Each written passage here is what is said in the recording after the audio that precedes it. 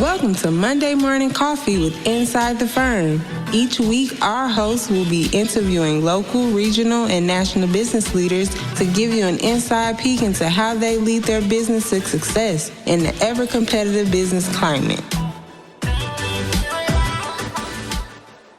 Welcome to Monday Morning Coffee with Inside the Firm. Today, I have a very special guest all the way from Arizona, Ryan Englin. He is passionate about supporting growing businesses, particularly in blue-collar industries, to build amazingly productive companies by hiring the right people. Growing up, he saw his own father working 12-hour shifts and weekends as an owner, operator, witnessing firsthand the struggles that these companies have in hiring quality frontline employees. We still have them. Ryan was determined to help them find a better way. His company, Core Matters, provides coaching and training on attracting, hiring, and retaining rockstar employees using his proven process, the Core Fit Hiring System. Small and mid-sized businesses learn how to start hiring better people faster. With almost a decade in the business, Ryan has worked with over 100 clients, helping business owners achieve their goals by hiring the right people. Ryan, welcome to the show. Oh, thanks for having me, Lance. Yeah, buddy. So before we get into what you do for entrepreneurs and businesses, tell us how you got here. Tell us a little bit more. I would love to hear more about, you watching your father. It sounds like you came from a family of entrepreneurs. And I find that quite often people, some of the most successful entrepreneurs come from a family of the opposite, where it's like, oh, I grew up super poor, so then I'm this ultra uber capitalist. How did you continue on that route? Well, it's my dad was in manufacturing, and at the time I didn't really realize he was self-employed. I just know he went to work every day and on the weekends and stayed late at night. And I would go down with him to the plant. I was 5-6 years old, helping him with forklifts, rearranging everything. I didn't realize I was inexpensive labor, free labor for him, because he just struggled hiring people. And I watched him do this as I grew up. And when I got out of high school, I was just like, I'm not going to go in the family business. I'm going to go the corporate route, get my degree, do that stuff. So I actually did not jump right into being an entrepreneur right away. I went out and did those things first. And it was after my corporate stint where I'm like, this is nuts. This is not for me. I'm going to go do the entrepreneurial route, but still didn't want to go into dad's business.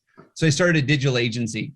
But my digital agency was all about working with home service contractors, even some other blue collar industries, but mostly home service contractors, HVAC, plumbing, electrical. And it was about 4 years in, all of a sudden my clients were like, I can't take on leads anymore. I can't do this new campaign. Like, we just got to stop it all. And what it really came down to was they did not have enough people to service the leads I was generating for them. Mm-hmm.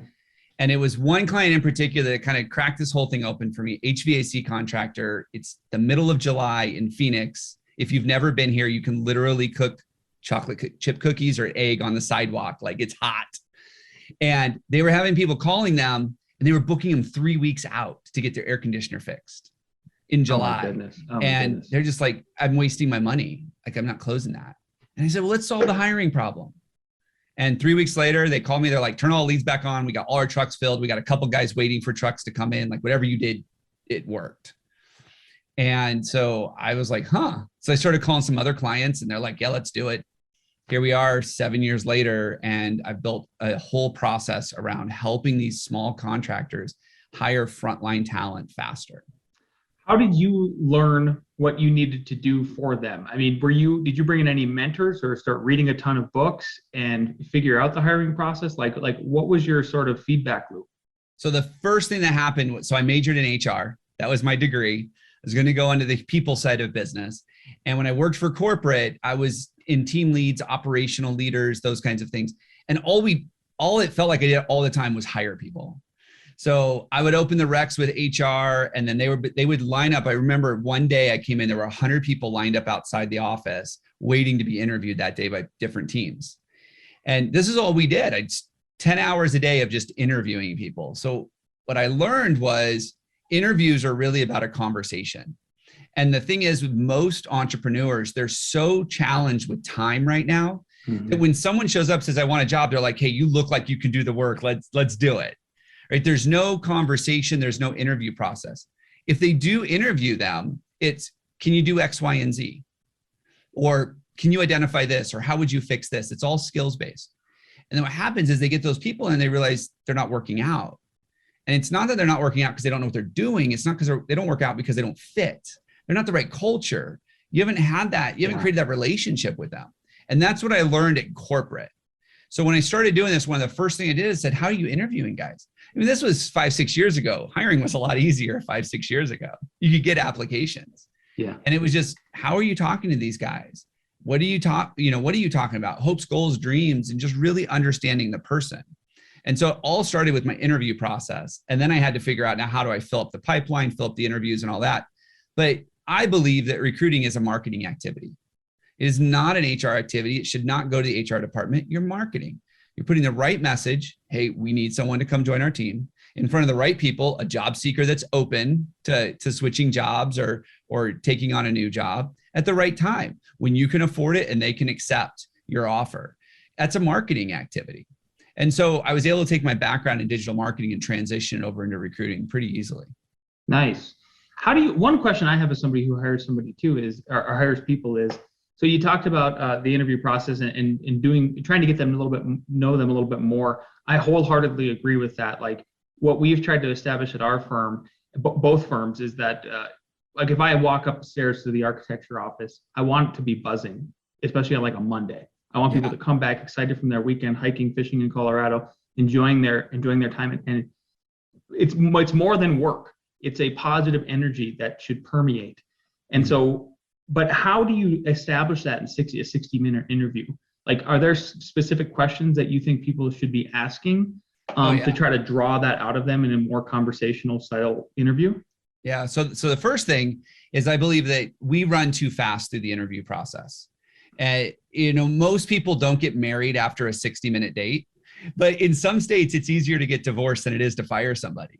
Like, it's crazy. Mm-hmm. Like, why do we think we know somebody and we trust them to be able to deal with our clients and deal with, really our investment in our cash? Like, we trust these people after a 60-minute date. And so I think that one of the things we need to do is really slow down that process. I'm not talking about slow it down and drag it out for 3 or 4 weeks. I'm just saying, spend 60-90 minutes, maybe once or twice with the person, even if it's in the same day. We have some clients that'll spend 3 hours or 4 hours with the candidate before they make a decision, just so that they really get to see them with their guard down. Like, most people can fake a 30-minute or a 45-minute interview and tell you everything you want to hear. So that's the first thing, is really slow down the process, get to know them. What do you, if you were to recommend, like, okay, if I think part of it is, what I'm realizing is maybe it does take more than one interview. If you were to structure or guide somebody, like, what do you think should happen in the first interview versus the second interview? Should they even be close to the same, or do you think two different? So that's an easy one. That's part of our process. So when we get to the interview process and we're building that out, there's 4 steps to it. The first step is a screening step. Do you have the skills? I mean, do you look good on paper? Did you answer the questions right? Can you follow instructions? It's a real easy one. You give that to an admin and let them do that. But then the second step is what we call our culture fit step. This is do I want to spend time working with you? That buzz you talked about, are you going to be someone that's going to be able to create that buzz with the rest of the team? Or are you going to be the kind of person that shows up late because you don't want to talk to our people? Or are you the person that's like not going to care and you're going to have other people that have to pick up after you? So that first one is all about, do you fit our culture? This is who we are. This is where we're going. This is what we value and what's important to us, and making sure that those people have the same value system. Then the next step is the position fit. Can you do the job? This is where you're going to do your skills assessments. You're going to put them out. For a lot of our contractors, they'll put them out in a truck and they'll put them on a job site for an hour and just see how they work. But even when you get into some more of the white collar jobs, it's like, let's sit them down and see if they can use the software that we need. Let's sit them down and see if we can actually explain to them the process and get them to comprehend it because they have that background or that education. And then finally, the last part of the interview, which I think is the most important, is what we call the pullback offer or the offer meeting. That's when you actually sit down and you have a conversation around expectations. And that is the one piece that I think so many people miss, is they don't set proper expectations before they move in together, right? Like, if you could translate this to a dating analogy, hey, we're getting married, we're going to work together now. What does it look like? How do we communicate? Well, I joke all the time, like, which way does the toilet paper go? Do we squeeze the toothpaste from the bottom or the middle? Like, we have those conversations before we get married. we don't have to have the exact same conversations, but conversations like that, what do you do when your boss asks you to do something and work some overtime? Oh, I don't work overtime. Like overtime, that's not for me. Well, we're a culture where we step up and we do whatever it takes. And that might mean overtime. And if you are never going to put in overtime, that means you're going to be a burden to the team eventually. That's a problem. Let's have that conversation early on. Yeah, interesting. If you had to name one thing, the number one thing that most businesses you think are doing wrong when it comes to hiring, what would that be? They're hiring someone to fill a job, not hiring someone to be a part of their team. Right. Maybe we're coming out of COVID, but I think we're still in a different era in terms of all the remote working and hiring people that way. What are some things on the horizon that you're seeing in regards to that as kind of we move forward? If you had to forecast maybe hiring trends, things to look out for, what would you forecast? So I think that this is my opinion. I think that the work from home thing is going to be short-lived. I think over the next couple of years, we're actually not going to have, like, employers are going to be okay with it, but I think the job seekers are going to start missing some of the relationships they get to build, the fun they get to have by being face-to-face with people. So I do think that's going to come back a little bit more to where people want to go back to the office. It's not going to be the same. I don't think it's ever going to be the same. But one of the things, so we do a lot of work in the trades. That's not work from home. Right. Like, you can't build a house from your living room. Yeah. So even medical, a lot of medical can't be work from home. Like, you can't, how do you change a catheter, work from home? You can't. And so what I think is going to happen, this is probably going to take a decade to get there, but people are going to start to value more of the in-person jobs, and they're going to start being okay with cost increases there, because you're going to have to now compete with those white collar jobs that usually pay higher on the blue collar side.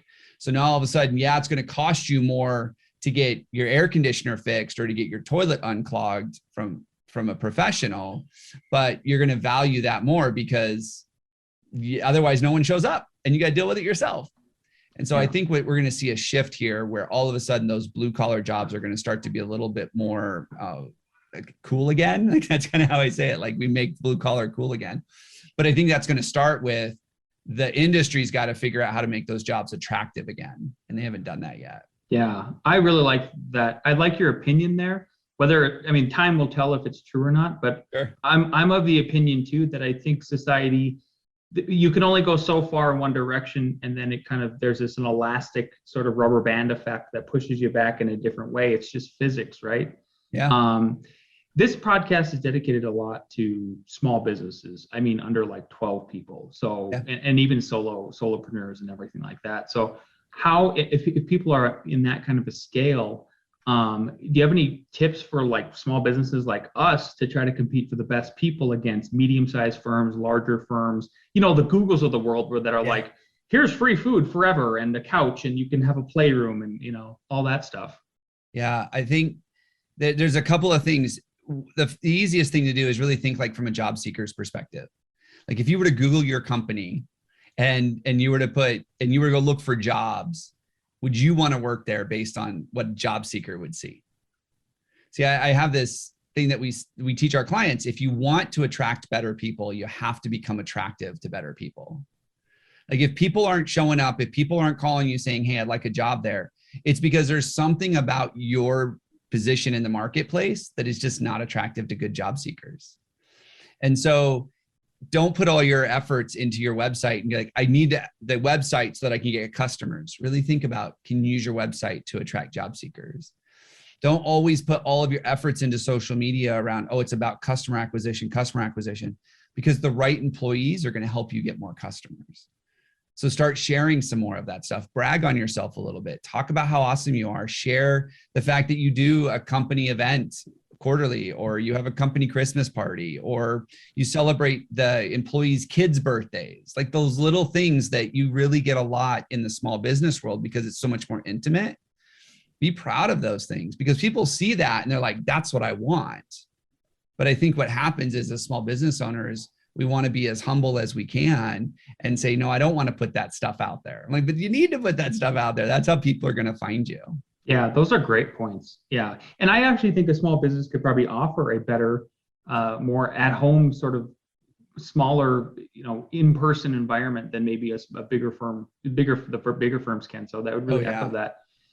You kind of already touched on this a little bit, Ryan, about the trades and maybe the way hopefully they evolve and kind of present themselves in a sort of a cool way, and in a way where people want to work, get down and dirty and do blue collar stuff again. Talk about why it's so difficult to hire in the trades. I also own a construction firm, and it's hard we've had more turnover there with who we've hired at the beginning than we ever have in white collar. It's just a whole different psychological animal for the company wise to kind of tackle. I would love your insight on that. So unfortunately, I think this is something that the industry has done to itself. I feel like, especially in construction, they kind of turned a blind eye on the changing environment and they ignored knowledge workers, kind of like how the newspapers ignored the internet in the 90s. Yeah. I feel like the industry, construction in a whole, not saying everybody, but the industry has just said, you know what, knowledge workers, they're never going to compete with us. People that want to work with their hands are going to come work with their hands, right? They're not going to go sit behind a computer all day. Yeah, until you start paying them the exact same amount. Now all of a sudden they're like, wait a minute, I can go bust my butt all day, come home sweaty, nasty, do dangerous work, potentially deadly work for $22 an hour. Or I can just go stand on my feet in an Amazon warehouse for $22 an hour. Like they start thinking that and they're like, wait a minute, I'm just going to go stand on my feet and wear an Amazon for $22 an hour. And that's not even knowledge worker stuff yet. But you can be an Amazon customer support rep and answer phones from your living room for $18 an hour. Like all of a sudden, I think the entire industry turned their eye to this and said, how do we not compete price-wise? But how do we attract people to us? How do we make our jobs still look cool when people are comparing them to these other jobs that are paying the same amount of money? And we work with a ton of construction companies, and I'll tell you that these guys are cool. Like these are cool jobs, and the people that work there are cool. But we forget that that's what job seekers want.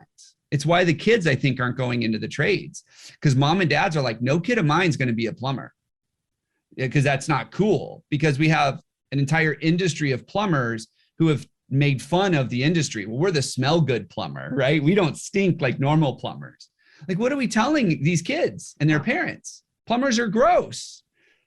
But we've done that and we've never thought about long-term consequences. We're going to run out of plumbers. I know it's a major shortage. I mean, I complain about it on the Friday show all day long about what we've done as a society. And I think it's so detrimental in so many different ways. So I again, that's why I like your optimistic statement that you made earlier, or thought that you had about hopefully we'll move back towards that. Regarding hiring too, again, so when people go to look for people to hire, do you have your own recommendations for where you think people should go? I know there's LinkedIn, there's Indeed.com, all of these other sort of buzzwordy websites. Yeah. What do you like? Employer referral programs. It's the number one thing I like. I've never met an owner that said employer referral programs don't work. But the problem is they don't have the volume that you need. And they typically don't have the volume because you don't understand the mindset of a job seeker. You see, switching jobs or looking for jobs is one of life's most stressful events. I don't know the last time you did it, Lance, but like I think back to my corporate days and I'm like, oh, if there was any chance that I was gonna have to look for a job, like I would just curl up into a ball and be done, because it was stressful. And you have to think, when you offer somebody $100, like, hey, tell your buddies that I'm hiring, I'll give you $100 cash. Like that guy's sitting there thinking, you know what? The last time I called up Lance and I told him that my company was hiring, oh, his wife got pissed. She didn't want him to go through that. She's like, you stay where you're at. It's comfortable, right? Yeah. And so I'm thinking, is $100 worth it? No, it's not worth it. I'm not going to jeopardize my friendship or my relationships with these people for your $100 bounty, knowing that you're probably not even that cool of a place to work for. Anyways, I don't want to look for work, right? So we have these employer referral programs that are based around monetary compensation, and they don't work because that's not what motivates people. So if you really understand people's drivers, that's how we build really effective employer referral programs. What do you think is going to motivate Gen Z right now? Gen Z is a tough one. They are actually stepping away from that digitally connected. They like the face-to-face meetings again. This is that elastic rubber band. That's what I'm saying. Yeah. They saw their millennials and they're like, I don't want to be like them, like my older brothers and sisters. And so they're actually, as much as they spend time consuming digital content, they want to be out in the world creating digital content. That's why you see a lot of these, Gen Z is about 24, 25 right now. And when we look at them, they're the influencers that are out traveling the world. They're not the influencers that are playing video games all day, right? Like they really want to be out there interacting, engaging, and creating those experiences. And so the better you can create an experience for Gen Z, the more likely you're going to be to bring them in. Oh, what about millennials? So because they're vastly different. They are. Yeah. So what do you think they're looking for? So here's the thing about millennials, and this is a stereotype, and I don't mean this for all millennials, but a lot of millennials, they were raised by the community. They weren't raised by parents who instilled those really solid values, because the parents were usually working, they were chasing careers, and they let the community raise a lot of millennials. And the reason that a lot of people feel like they're entitled is because they grew up that way. Like they had a seat at the table, they made decisions with parents. Like they kind of guided everything. If they wanted to stop football practice and go do gymnastics, like the parents were like, that's what you want, let's do it, And so I think for millennials, it's really about sitting down with them and saying, hey, what do you want out of this? If as employers, if we can realize that the average person is going to be with us about 3 years, let's sit down and say, hey, over the next 3 years, what can I do to really help you personally as an employer? And then watch them take off and do all sorts of amazing stuff in your business. Yeah, I would agree with that. I think you're spot on with the millennials. I think we only have two Gen Zs right now, and one's leaving. So we'll see how that all works out. But it's interesting. I mean, we have exactly had those conversations with the millennials and said, look, tell me what you want and how you want. I would like to offer you what you need so that we can build loyalty. And we can kind of break through this whole job hop that you hear in the news all the time, whether it's true or not, and establish some longer term relationships. Again, sort of like counterculture and move in a different direction. Sure. Talk about how it's so time consuming to hire people. I think Alex and I at this point dread it. It's like, oh my gosh, we have to hire again. Holy cow, that's a lot of work. And it is. It's so much work. And you don't get paid for it, essentially, right? I mean, you're not going to see the dividends until like a year later. After you hire somebody. So what are some tips you would give to people to improve the process, make it smoother, make it faster? Well, the first thing I would say is ignoring the process. The first thing is figuring out why you're hiring so often. What we find a lot of times is people aren't hiring because they're growing that fast. They're hiring because they have inefficient processes. They're losing people out the back door. Like solve that problem first. So if you find yourself every couple of months replacing somebody, solve that problem first. Are you making a bad hiring decision? Do you have a toxic culture, a horrible leadership team, horrible processes? Like, what is it? Like, figure that out first. Because until you do that, we're just going to be putting more good people into a broken system. Is that fair? That's 100% fair. Yeah. So that's the first thing to do. But after that, I think if you can get to the point where you invest your time in creating really good marketing material to bring people in, you will find that the process will go so much smoother. Because when the right person shows up, we just had a client tell us the other day, they're like, I have never had so many people say such great things about our ad. And our ads that we write for them for their job postings are completely different than anything anybody's ever seen. They're like, and he goes, and I just enjoy the interviews so much more because I can see they're excited. I can see the passion in their eyes. I can see that they've bought into the vision just from reading one little ad on Indeed. But most companies don't do that. They post the same boring thing that HR wrote 12 years ago, and that's what they get. And so there's no way to have that conversation. And when you get those people that are excited and they're passionate about the role, the process just becomes so much easier. And then it's less of a, oh, I got to hire another person that may or may not work out. It's like, ooh, we get to add another cool person to our team. Like it just changes the energy of it. Yeah, it sounds like it's, a lot of it's on the employer. Geez. I mean, that's kind of an eye opener to me is maybe we should even rethink about how we're not so boilerplate, because how, especially as an architect, like even if you have this boilerplate job ad, I think you think, well, look at my work though, and the portfolio and everything like that. But I don't think that's enough. Ryan, this has been awesome. I have two last questions for you as we run up on the half hour here. One question I'd like to ask everybody at the end is, knowing what you know now, and if you could go back in time to when you first started your business, what is one piece of advice you'd give yourself? I would niche and keep niching and keep going deeper and deeper and deeper until I have no competition. And there's like 800 people that I can serve, and that's my target market. And that's what I would do. And it took me almost 10 years to get here, but we teach a hiring process to businesses with under 500 employees that are in the trades. That's what we do. It's pretty niche. That's very niche. Yeah. And it's gotten so much easier and so much more fun. Yeah. I'm sure you can really hone in at that point and on your clientele, the process. It's all going to be smoother in the end. You've been fantastic, Ryan. Thank you so much for being on the show. If people like what they heard from you today, if they're intrigued, if they want to get in touch with your company and utilize you and your services, how can they get in touch with you? How can they find you? Yeah, so I'm real easy to find. You can Google me, but the easiest way is thecorematters.com, thecorematters.com. And anybody that wants to, we've got a free masterclass that we're doing that kind of exposes what's going on in the world right now and how you can really stand out and be different. It's a training session. We'll tell you a little bit about how our program works, but for the most part, you're going to come away with some tips and action items that you can go apply right in your business and get some results by the end of the week. Beautiful. I hope everybody will take a look at those links and give it a shot. And wish you much success, Ryan. Thanks so much for being on the show. Appreciate your time. Thanks for having me.